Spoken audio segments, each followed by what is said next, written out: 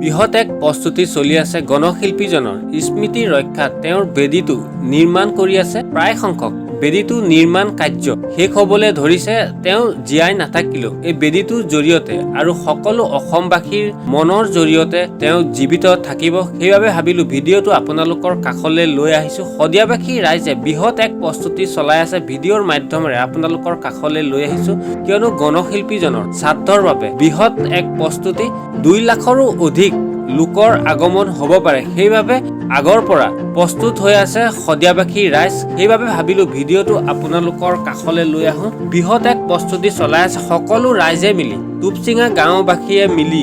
সকলো কাম-কাজ আগুৱাই লৈ গৈছে কিয়নো বৃহৎ এক শ্ৰাদ্ধ হ'বলৈ গৈ আছে কিয়নো গণশিল্পীজনৰ শ্ৰাদ্ধ সেইবাবে তেওঁ স্মৃতি ৰক্ষা সকলো গাঁওবাসীয়ে মিলি আৰু শদিয়াবাসী ৰাইজে মিলি বৃহৎ এক আয়োজন চলাইছে আদৰিবলৈ সাজু অতিথিক আদৰিবলৈ সাজু তেওঁলোক প্ৰস্তুতি প্ৰায় সংখ্যক শেষ হ'বলৈ ধৰিছে কিয়নো হাতে কামে কেইবাখনো গাঁওবাসীয়ে মিলি একেলগে একত্ৰিত হৈ সকলোৱে মিলিজুলি হাতে কামে লাগিছে সেইবাবে সকলো প্ৰস্তুতি প্ৰায় সংখ্যক শেষ হৈছে কিয়নো 2 লাখৰো অধিক অতিথিক আদৰিবলৈ সাজু কেইবা বিঘাও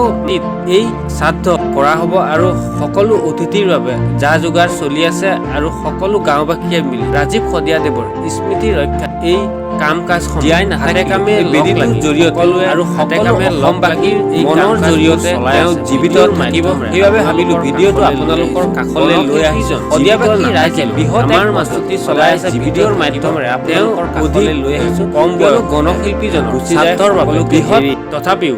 সকলোৰে মাজত তেওঁ জীৱিত থাকিব তেওঁ হেৰাই গ'লেও তেওঁ বেদীটোৰ জৰিয়তে আৰু যিসমূহ তেওঁৰ স্মৃতি আছে সকলোবোৰ আমাৰ মাজত জীয়াই থাকিব যাতে অসমবাসীয়ে এজন শিল্পীক পাহৰি নাযায় এইজন শিল্পীক আচলতে পাহৰি নাযায় সেইবাবে ভাবিলো ভিডিঅ'টো শ্বেয়াৰ কৰি দিওঁ এজন গণশিল্পী এনে এজন শিল্পী জাতি মাটিৰ বাবে সকলো ত্যাগ কৰি তেওঁ গান গাই গৈছিলে প্ৰতিটো মুহূৰ্তত তেওঁৰ শ্ৰাদ্ধৰ বাবে শদিয়াবাসী ৰাইজ আৰু টুপচিঙা গাঁওবাসীয়ে মিলি এক বৃহৎ প্ৰস্তুতি চলাই আছে